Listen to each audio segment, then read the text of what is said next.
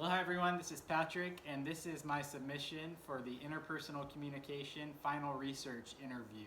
I'm sitting here with my wife, Megan Leatherman, and we're going to talk about the subject of ethnocentrism and basically how that interrelates with pride and the relationship between the two and just some of our characteristics that define us as people. Um, the first question we're going to talk about is basically about your personality and what are some of the primary influences that give you pride as an individual. Like, how do you feel, as an individual? What kind of makes you who you are? Characteristics, basically. Okay, I would say that I tend to be a caring, passionate, empathetic, generally positive, friendly person in terms of character, personality traits, and overly honest and probably openly very over-communicative. Yeah, I could agree with most of those. And to expand upon that, those parts of your personal pride that you feel like define you on a certain level, do you think those are shaped by your cultural background? Basically, like, do you feel like the things that define you, what you just listed, come from the experiences that you've had growing up, the culture that you've lived within? And if they are, then how do you think they have influenced you? I mean, absolutely. I've been influenced by my environment and the family that raised me. I was raised by two older professional social workers. At times, we had other teenage girls living in the house, and so I think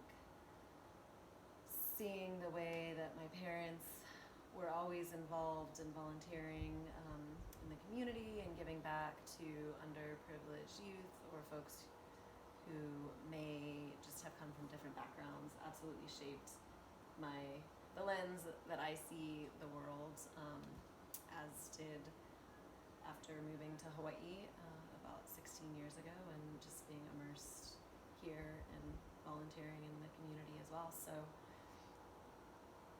yes, I was influenced by family and the culture around me. Yeah. Well, we both have kind of a similar background in that we were raised on the mainland until we were, through our initial bachelor's degrees in college, and then both moved to Hawaii from separate parts of the country. Megan's from California, like she said. I'm from South Carolina originally, but we both lived in Hawaii for about 15 years now, where we met.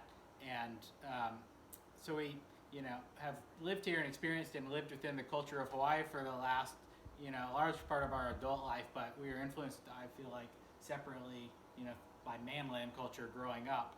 And so I'm curious to talk about ethnocentrism, which is basically defined as an attitude that your culture is greater than another's culture. And so I think we have kind of mixed cultures, being that we're from, the mainland, but now live here. And I'm curious if you think that some of those points of pride that define you as a person, do you think that you use those to judge how other people live in the world? Do you think that, your background and your cultural interpretation, how do you use that to judge, people and kind of situations that you're in?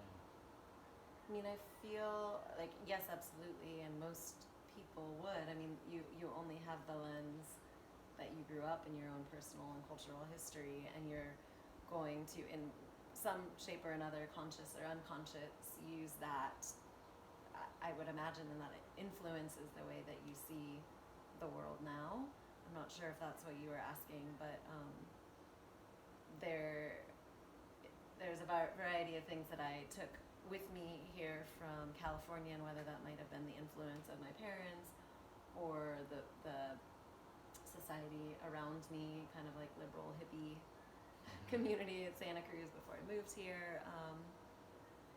So how does that influence the way that I see the world and judge people here?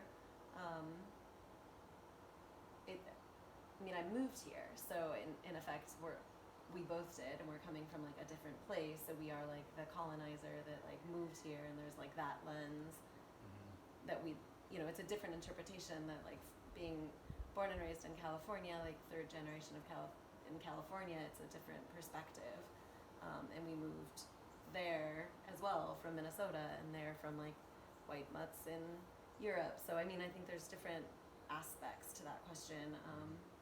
Do I think that our culture is greater than another culture? No, I think they're different. But I do really respect and value the lessons that my parents brought to me and like continue to through this day, of just like being open-minded and hearing and kind of empathizing where other people are coming from versus like judging them straight off the bat based on something that you see or don't see. Yeah. Well, to expand upon that, do you feel like there's certain ethnocentric traits or points of pride that you believe that me and you differ in? You think there's basically, our cultural background that defines us? Do you see different, things that we're kind of separated upon, not kind of completely interlocked on, who we are together? Politics. I mean, you were raised in a very red state, and I was raised in a very blue democratic state. We just kind of come at, I guess, social dynamics, and I mean, I think we're like in alignment in a lot of the ways that we view the world and the environment and like what we're supposed to do and give back and live our lives. But there's some difference. I was raised by social workers, and you were raised by loving parents who came at it from like more of like a for-profit aspect. So yes, there's differences. Yeah. Do you think that those differences do more to divide us as a couple, or do you think that they strengthen us or make us stronger?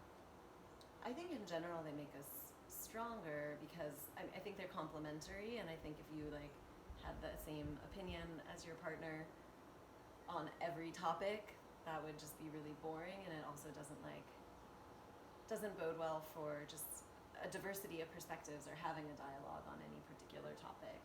I mean, we are in alignment for many things, but not all, and our personalities are quite different. And I think that that's generally a good thing. Yeah, I agree. Yeah. All right. Thanks, everyone. That's the interview, and hope you all have a good rest of your semester. Aloha.